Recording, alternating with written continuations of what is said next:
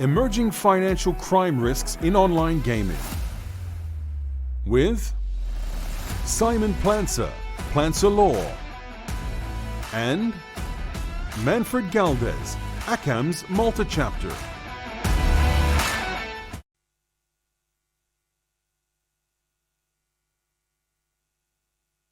Good morning, everybody, and thank you for getting up so early. It's a pleasure seeing actually more people than we expected in the morning. And we're going to have a fireside chat on financial risk issues, and maybe just a brief note on the format that we're going to have.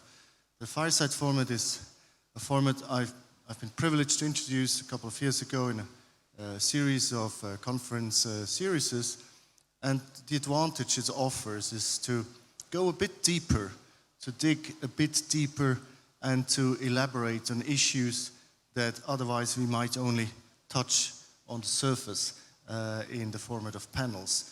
And we have a special guest today.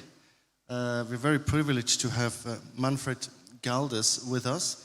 Manfred has a wealth of experience in financial crime combating and prevention, and has filled over more than 20 years various roles in the sector. Among others, he has served as the director of the Financial Intelligence Analysis Unit, so that's the FIU of Malta, of course. He has served as the director for 8 years of that institution, up to 2016, and has, of course, been able to observe and shape things in that role. He now works as a partner at ARQ, which is a firm with a multidisciplinary team advising, in particular, the financial sector and the gambling sector on AML matters.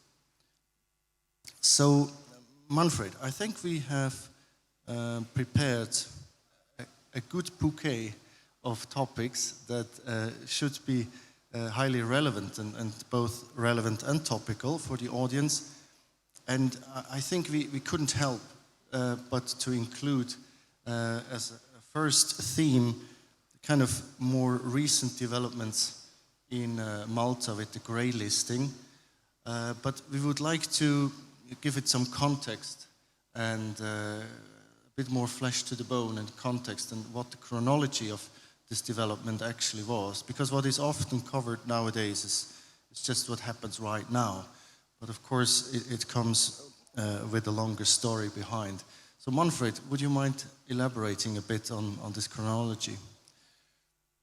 Thank you, Simon. A real pleasure to be here, and thank you to the audience for joining this morning. As you said, on the third day, early in the morning is the biggest struggle. So yes, we start this discussion with this very topical matter, Malta being grey listed, Malta being on the list of countries that are on increased scrutiny by the FATF, the main international body in the area of prevention of money laundering and the financing of terrorism.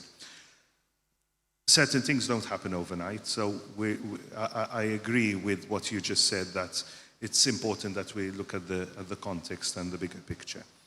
In truth, what happened is that, since 1994, and Malta was one of the first countries to actually regulate in this area. I mean, let's not forget, anti-money laundering didn't exist before 1990. And by 1994, Malta already had a pretty developed regime, legislatively and institutionally as well, to combat money laundering. And with all the changes that happened along the years, with new directives coming up, new convention, Vienna Convention, Palermo Convention, Warsaw Convention, etc. We're not going to go into detail of that, of course. But Malta managed to keep up in terms of legislation. But the issue that we had is what the FATF calls effectiveness, which is the new benchmark against which countries started to be assessed as from 2012 onwards. So the international bodies were no longer interested in just seeing that you have the right laws in place. They wanted to see that you're effective in confiscating assets, effective in prosecuting individuals, that you're effective in supervision, okay, your MGA, your MFSA, your FI, you need to be effective in what they do. And that's where the country started to lag behind. And then when 2018 came along and Malta was subject to a Moneyval evaluation, so Moneyval is the body within the Council of Europe that evaluates countries to see that they are complying with the international standards. When the people came along in November, I believe it was, of 2018, we were still setting up certain institutional infrastructure that should have been in place for several years. So at the time when we were meant to be proving effectiveness, we were still in building phase, which obviously didn't go down too well and was reflected in the mutual evaluation report. To be a bit harsh, one could summarize that there was law on the books, but not implemented to a sufficient extent, kind of dead letter. Yes. I mean, that is the situation. If you read the nearly 300-page report that was published in September 2019, ultimately that's what it says. You know, the legislation is good, and we actually had an update in April 2021 which actually upgraded us in terms of our legislation, but we still made it to the grey list because of the issue of effectiveness. Now, what is ironic is that the gaming industry fared quite well in all of this. So the gaming industry being one of the industries that is suffering most because of the grey listing situation, being an industry that has been defined by the European Union in its supranational risk assessment as being an industry that is high risk for money laundering, financial crime, and other related matters, including the financing of terrorism. I think we should elaborate a bit more on this, because there's a certain irony. While the gambling sector is quite significantly affected by these developments, it's not the root cause for these developments, right? So we see how the gambling sector is affected. It becomes harder and harder to open bank accounts with Maltese banks as a gambling company. At the same time, as you already tipped on the surface, that wasn't the cause in the beginning, right? So it's a high-risk sector, among many others, but that didn't really drive the concerns of neither Moneyval or FATF. No, not at all, in fact, because, I mean, all you have to do is look at the report itself. And even looking at it in context, from a timing perspective, remote gaming companies were only subject persons under the law, obliged entities in the language used in the EU directives. That's from 1st January 2018. So when the evaluation actually took place, the evaluation was already practically started, and the evaluators actually came to Malta 9 months after that. Meaning that when they came, the requirements were still at their infancy, and yet, if you go through the report and look at the references to the gambling industry, you will see that the regulators, the evaluators were pretty satisfied with what they saw. They were satisfied with the level of supervision, even though it was just 10 months down the line. They were satisfied because Malta actually went beyond the FATF recommendations, went beyond the international standards, in that it required all gaming activity to have anti-money laundering obligations. So Malta didn't limit itself to what was, you know, the baseline of the FATF recommendations. It actually went beyond. And so even the general level of compliance was favorably remarked upon. In fact, you know, when there were issues raised about the designated non-financial businesses and professions, what we called it, the NFBPs, there are lots of statements that say, with the exception of the gambling industry, shortcomings were found in. So in truth, the gaming industry is today paying potentially for the sins of others. Very relevant. And just to give some context, you mentioned 2018, the full gambling sector, so including the remote sector, came within the scope of AML laws in Malta. Background of that was the 4th AML directive passed by the European Union, which had to be implemented by member states, and for the first time, not only including land-based casinos, but gambling at large. And indeed, Malta was one of the first member states to implement that directive into national law, and including the MGA coming forward with quite proactively guidance how to implement that in the sector, whereas many other member states were lagging behind in implementing, and certainly gambling regulators often not giving really substantial comments on how to implement that. No, and ultimately what led us to the grey listing, going back to your original question, was several other matters about our institutions and the way they were working and the results being achieved by our courts, but definitely not directly linked to the gaming sector. I just want to make one thing also very clear from the outset. Questions and comments are very much welcome, because the light is a bit difficult from our perspective, meaning we cannot see you very well. It would be best if you just raise your hand clearly, so I can actually pick up on any questions or comments you may maybe have. shout from your place if we don't see your hand Yes, raised. if you strongly disagree with what I say, you can also shout. Wonderful. So that's an invitation, please, at any time. So to sum up, this has been a long story. By now, it's not something that popped up one day to the other. Observations from both Moneyveld, more kind of European-driven supervisory work, and FATF, internationally driven, very much, especially by the US and the European Commission as well. Gambling sector, not the root cause, but now experiencing quite significant impact due to these developments. We have a couple of more themes. The next theme regards emerging financial crime threats outside AML.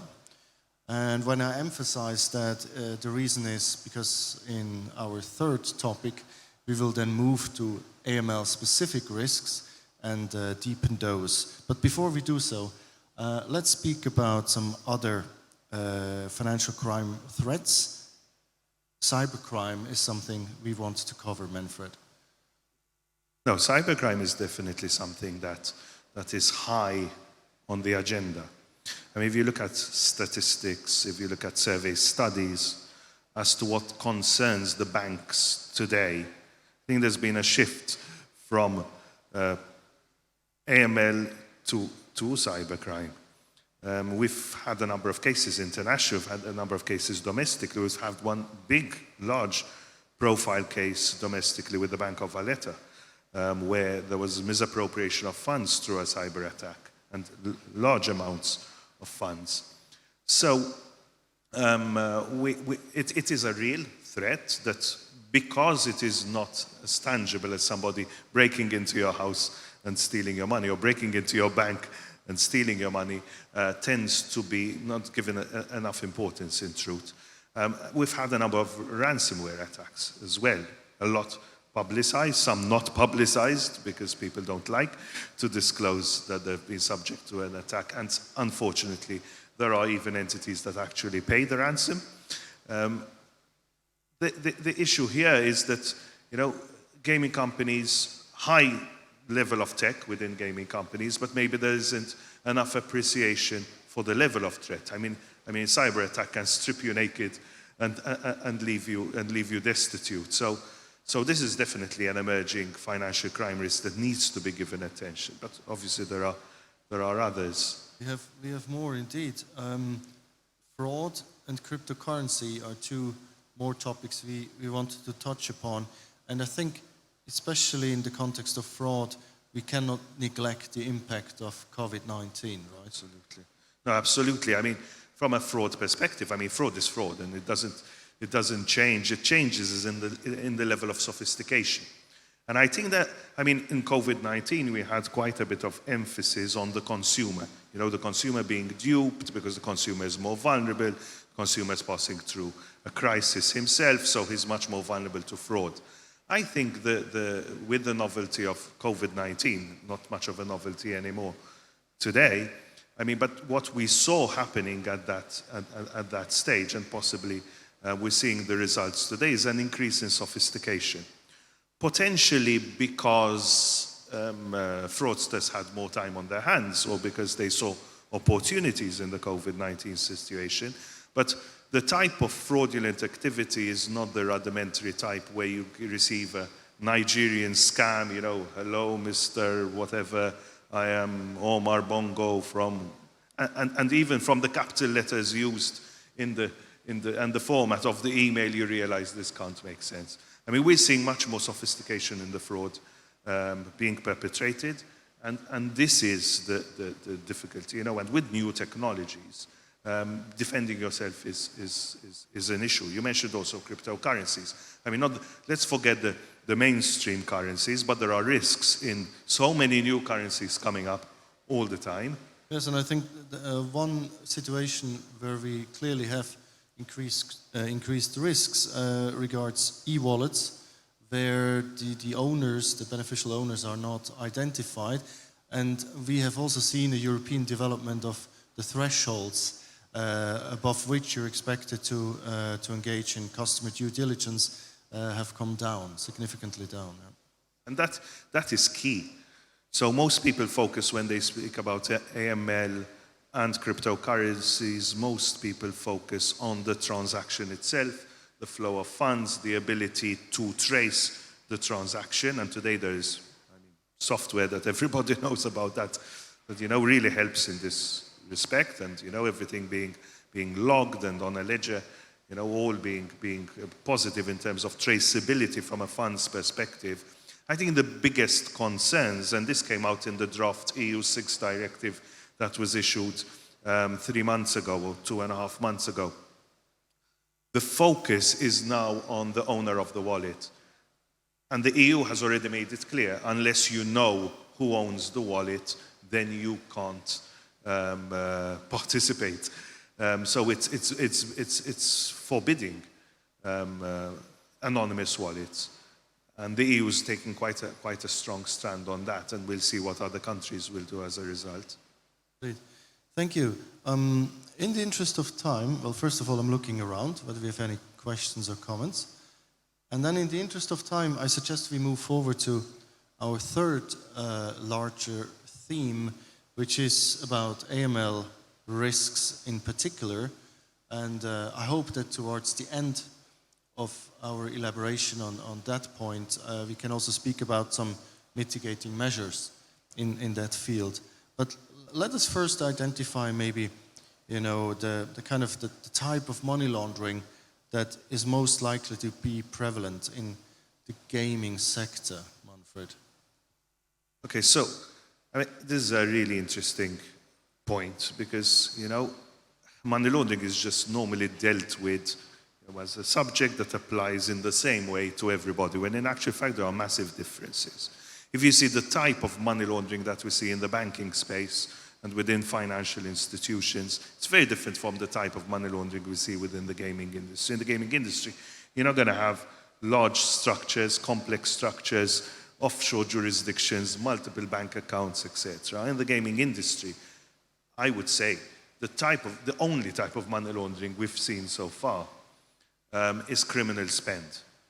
So I have proceeds of crime, I have gambling addiction, I want to sustain that gambling addiction through funds that I don't have. I end up stealing and funding my addiction through that.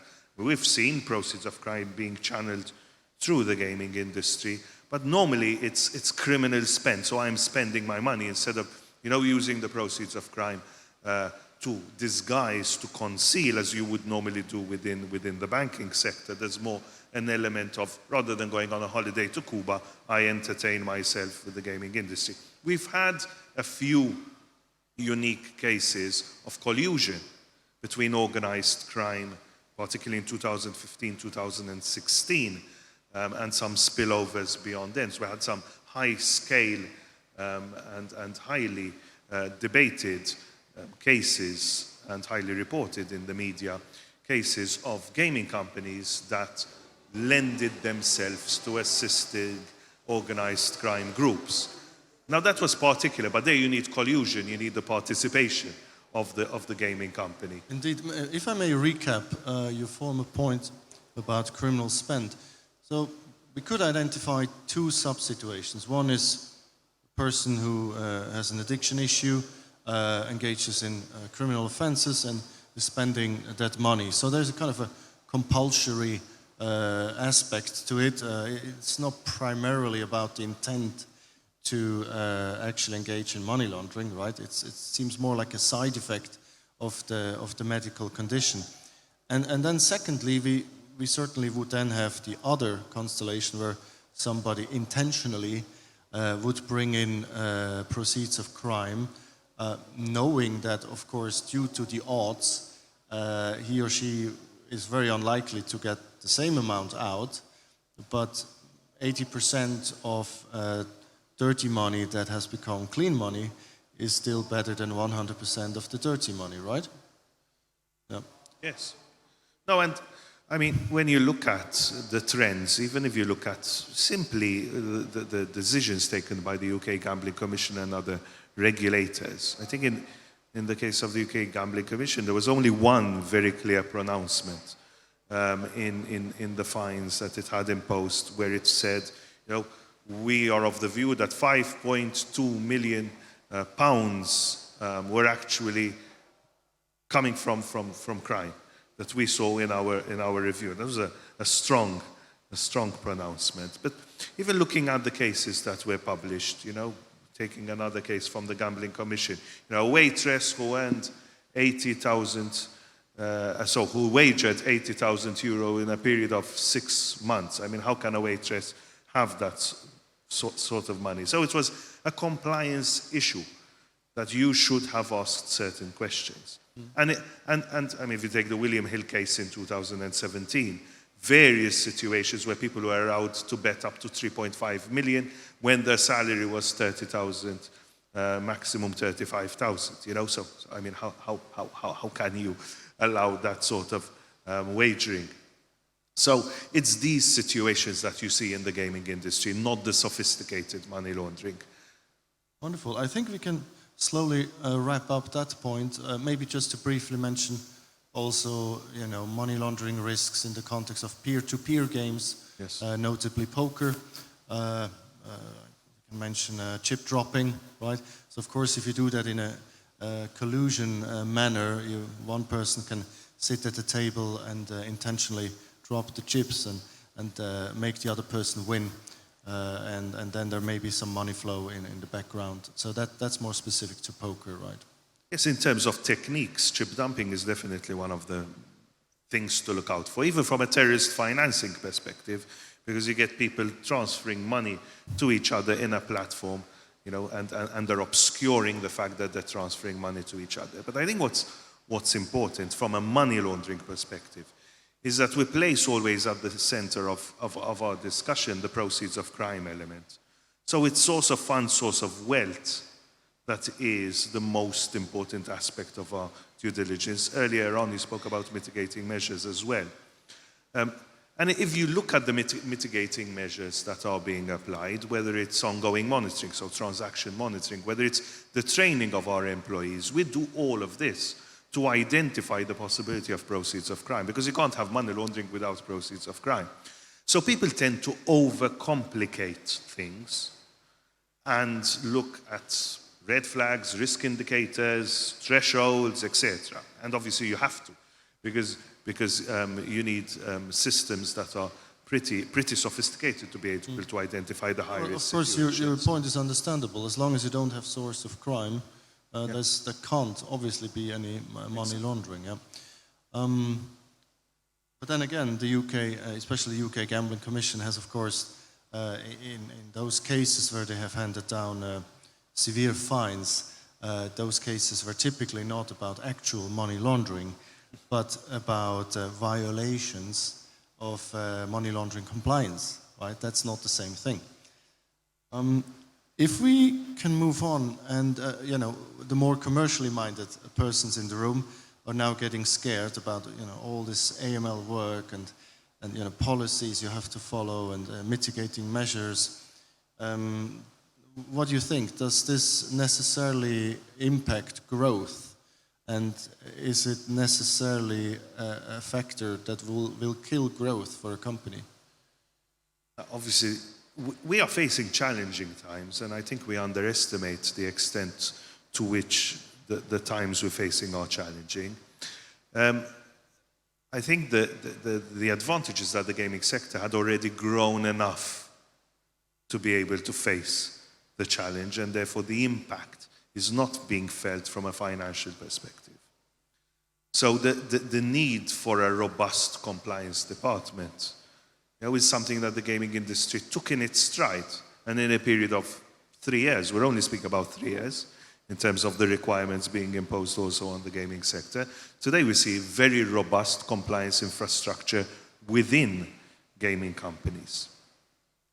But the challenge that I see coming ahead of us is that the compliance costs are likely to continue to increase. So we've got regulators all over the place, all over the globe, taking a much more zero tolerance approach. Whether it's the Gambling Commission, that was the pace setter over here, but we also have now the Malta Gaming Authority, more the FIU than the MGA, because it's the FIU that's the regulator from an AML perspective, meting out fines that have been quite significant. So we've got banks being subjected to a 5 million fine, a 3.8 million fine, gaming companies approaching the million, the 1 million in the fines that were imposed. So we're not at the 13 million level of Caesars Entertainment in the UK, but the fines are quite robust and quite daunting. But it's not the financial crippling element that is challenging here. It's, okay, I need to strengthen my compliance department, I need to introduce software, so there's a big cost to that. So compliance costs are increasing. Revenue's not necessarily increasing at the same level. There's a difficulty in finding the right type of people, because everybody's fishing from the same pond. Everybody needs compliance personnel, everybody needs trained compliance personnel, because if you don't have an MLRO with experience, with training, etc., it's not going to be approved. I think a good source to make some sound savings is in really setting priorities, really identifying top people in the key positions who will then avoid what you described as looking at everything, at all indicators with the same effort, right? And you, by contrast, emphasized the relevance of sources of funds and sources of wealth, right? So we're already with the mitigating measures in the midst of it. Apart from that focus on source of wealth and source of funds, do you see other mitigating measures that you consider key in that field? When we're looking at money laundering, as I said, it's the proceeds of crime. That's what you're on the lookout for. So transaction monitoring is key. So your ability to look at the transactions and identify which transactions are posing a higher risk of money laundering or terrorism financing to you is key to being compliant. So, I mean, gone are the days where we felt safe because we collected an ID card and a passport and a utility bill, because you're not going to identify money laundering from that. You're only going to identify the fact that this person is who he's stating to be, hopefully, unless he's using forged documents or there's a third party involved or whatever. So the main mitigating measure is knowing your customer and knowing what to expect in terms of that customer. Now, a big challenge is that the UKGC, for example, is going that extra step into affordability, where you nearly have to carry out a forensic analysis of what a person can afford based on his rent, based on his income, based on the number of people in his family, the size of his dog, the car that he drives, etc. And the expectations continue to increase. And affordability was always a responsible gaming issue, but now suddenly it's been morphed into an AML issue as well because of the source of funds aspect. But it is essentially the more information that you have on the player, the more you can mitigate. And that to me is the key. Now, I firmly believe that as an industry, there should be an industry-led effort to try and see ways and means how to reduce this burden. Because at the moment, people can afford to spend so much money on compliance, but it's not always going to necessarily be the case. It's the big players who can afford, so there's a bit of a barrier to entry into the market for smaller players. And with some industry-wide initiatives, it could be possible to lessen the burden. I mean, one example I can give is, centralizing customer due diligence. Having a central pot of customer due diligence controlled by the player himself because of GDPR aspects. But if I have my due diligence centralized in one spot and then I just push it to the operators that I want to push it to, everything is in my hands, I'm in control, and I have my source of funds, source of wealth, ID cards and everything in one centralized spot, and I push it. Then you avoid all this replication, all these additional costs, because if I play at 6 casinos, the same documentation is being generated by 6 casinos. So I think there's a need to think out of the box, a big need for the industry itself.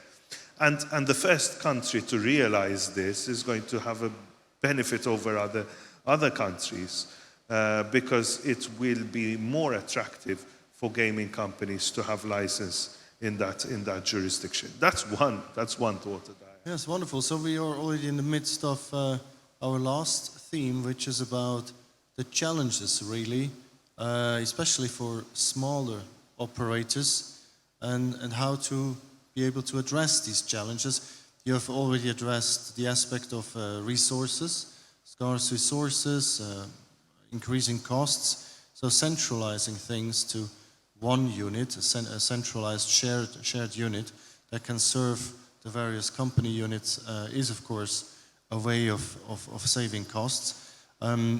This may be affected by regulation.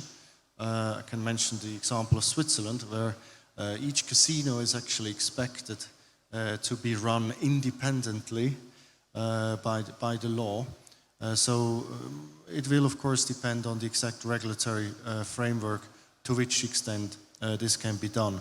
But from a commercial perspective, of course, this could make a lot of sense.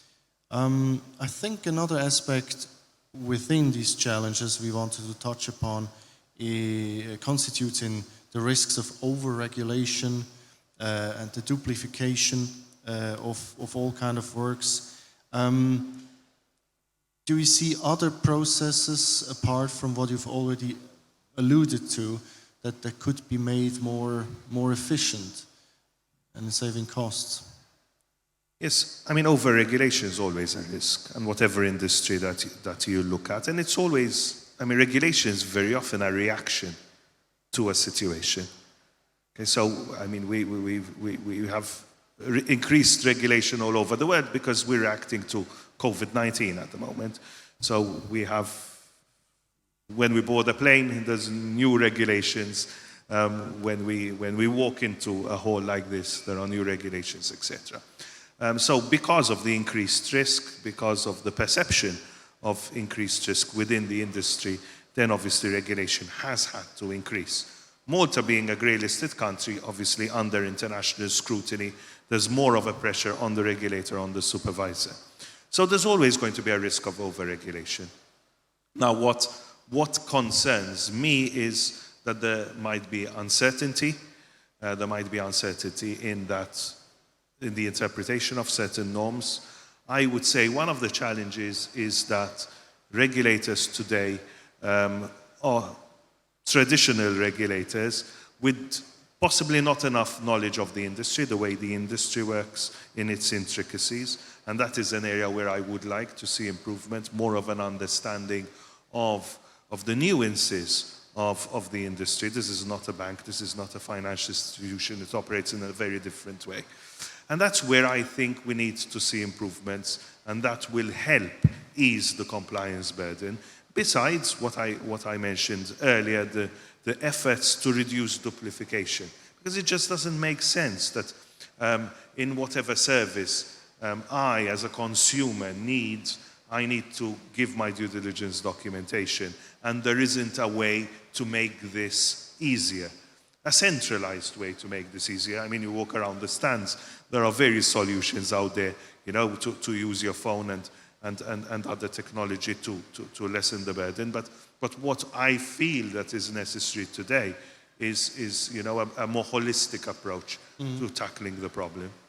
Yeah, so the centralization is, I think, a road to closely look at, also by regulators. We will see to which extent they would accept that or not. As I alluded to, especially in the gambling sector, the expectations are, in some jurisdictions, that the expertise is in-house, that you have key persons who are responsible, who may have a need for a personal license. So it will depend on the national legislations and the position of the regulator, the gambling regulator, to which extent that seems acceptable. But I also think there is, and that refers to a report I drafted that you're familiar with, I do believe that there are many lessons to be learned from the financial sector, which has many more years experience in AML policies and AML mitigating measures. Of course, the threats may not be the same, but there is a wealth of expertise that can be, to some extent, with the knowledge also of the gambling sector, transferred to the gambling sector, right? Absolutely, and some of the gaming companies that I've worked with over the years that are strongest in the compliance function have learned a lot from the banking sector and have even brought in people from the banking sector. Thank you. Manfred, I'm just looking around again. Do I see a question there in the middle? No, I think that was just a yawning. It really is impossible to see beyond a couple of meters from here. Yes. No, so in that case, I will wrap it up on that note, and thank you very much for your attention, and thanks to my special guest, Manfred Galdes. Thank you for making this a memorable event. Thank you. Thank you, Manfred.